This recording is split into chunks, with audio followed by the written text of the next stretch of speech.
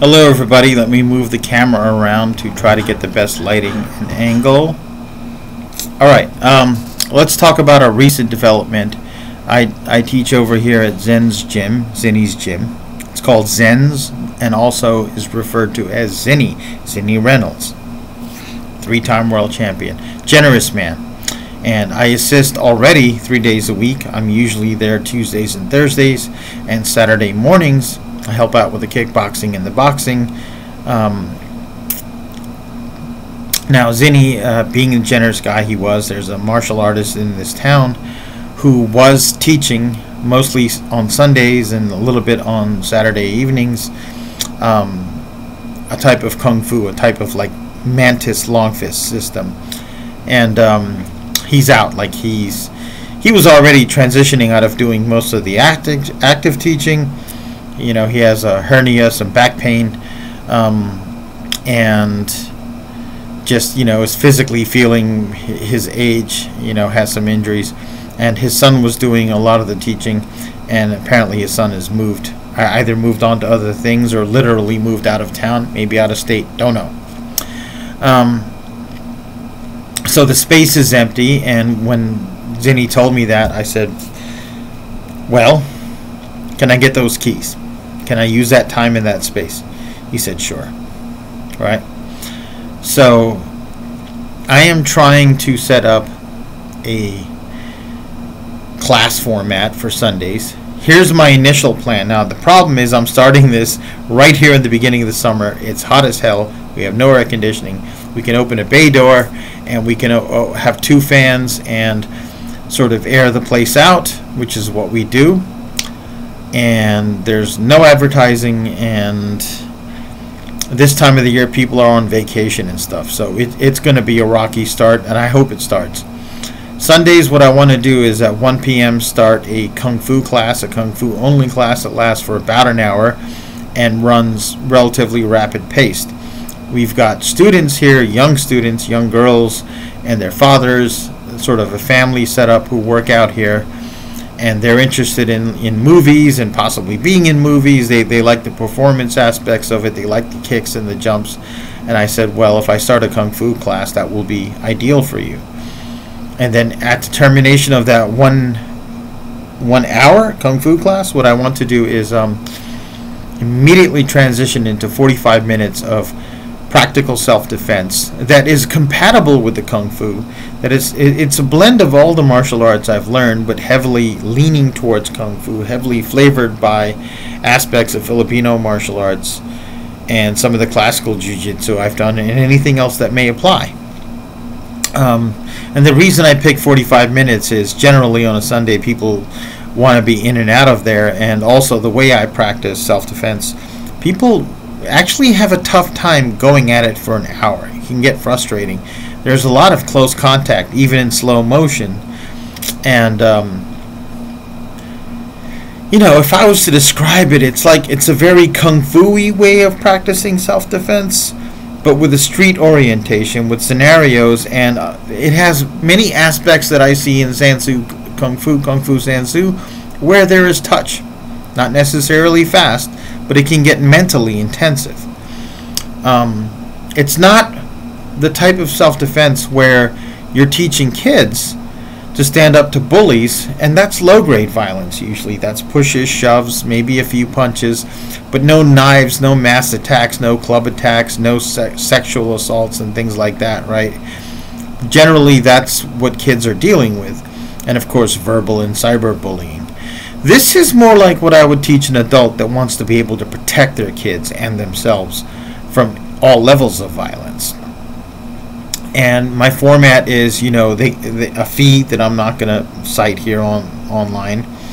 And for that fee, they can take one class or both, either or. If it gets popular, I would like to expand this to Fridays, because no one's operating on Fridays, and he's not teaching on Fridays. But I could easily adapt that. All right, and before and after those times, if someone wanted to come in earlier or later for private lessons, things could be arranged. So here's a call. Kind of like the Statue of Liberty. Send me your cold, you're tired, you're huddling masses, yearning to breathe free. This is something similar. In this town we have an ATA presence, and I have an ATA black belt. I got one in 1991. The late Grandmaster H.U. Lee signature is on my black belt certificate. Okay, I met him personally, and there was one test where he was guest of honor, where he took off his shoes, his immaculate suit and tie, and worked out with us in socks and business pants and shirt, and he demonstrated techniques and one-steps and forms and helped us personally, and he was a great guy and a fabulous martial artist. But the organization over the decades has turned into a money machine. You should really call it ATM. It is an expensive thing to learn, right? So if you're tired of paying that much for martial arts, and not, I feel like most commercial martial arts schools are like paper tigers. You don't kind of learn to cope with the levels of violence that you may encounter, and theoretically, as a martial artist, should be more than able to counter, more than able to handle. If you don't want to pay hundreds of dollars for entry fees and hundreds of dollars for tests, and required to get new uniforms and new belts and equipment, and you never really learn how to stop a punch to your face or a single or double leg takedown, you handle only foam padded weapons, guys and girls, I'm giving you something else, and it's not going to be anywhere near as expensive as the ATA. And those of you from YouTube, if this resonates with you, man, call me. Find a way to set something up. I'll travel anywhere in the USA if my travel, room and board are taken care of, and I'm getting a seminar fee, right? I got no problem with that. You want to come here and spend the weekend and train with me privately when I'm do the group classes, and also train with me privately, we'll work something out. Okay? But most of what I have, I've learned things that I think are worth preserving, passing on, protecting, and participating in.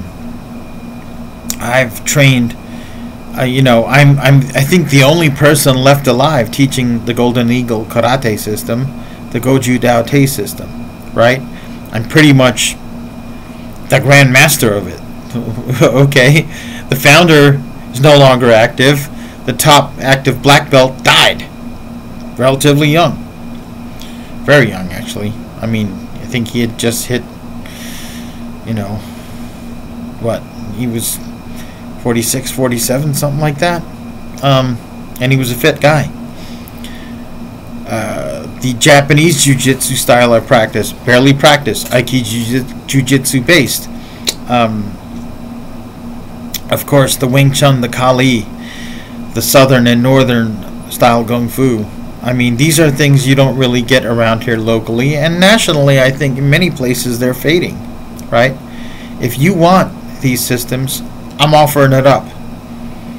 I'm not here to exploit and rake in tons of money. This is what I do. This is what I want to do till the day I die, and I want the day I die to be, if I could hang around for another 300 years teaching and passing it on and just practicing and enjoying that, I would. Okay? I love this stuff, and I'm sure some of you are out there, people that love this stuff, and maybe you don't like the politics of it, and maybe you don't like the fact that you're being hung out to dry and paying, thousands and thousands and thousands of dollars to kind of learn martial arts. When I did the ATA, I thought their forms curriculum was amazing. They had all kinds of great techniques in their forms, and I could see the usefulness of it when Grandmaster H.U. Lee and his top black belts put this stuff together. But we never practiced it. We had strikes where you were grabbing a head and dropping an elbow and poking eyes, and we never practiced it. We never practiced sparring with it. We never practiced self-defense with it. And I was like, what a disappointment. Same thing in many karate styles. many kung fu styles, right? Paper tigers. And I'm like, I don't want to be a paper tiger. I want to be the tiger. I want to be the dragon, right?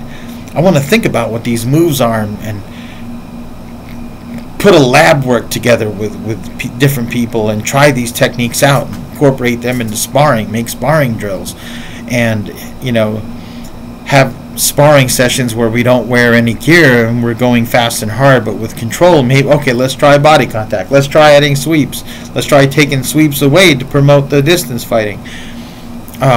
Let's try different ways of practicing two-person drills with weapons, right? One reason why I was so eager to start this Sunday class is I want a group of people where I can practice my stuff with. I don't have a lot of people I can practice with, right? I have right now 2 private students. So, I mean, the odds are against me. The odds are against this thing taking off right now. It's at a very bad time of year. Conditions aren't ideal, but stranger things have happened to me, right? And obviously, I'm still here, and I ain't going anywhere. So, hey, you want to come join me? Doors open.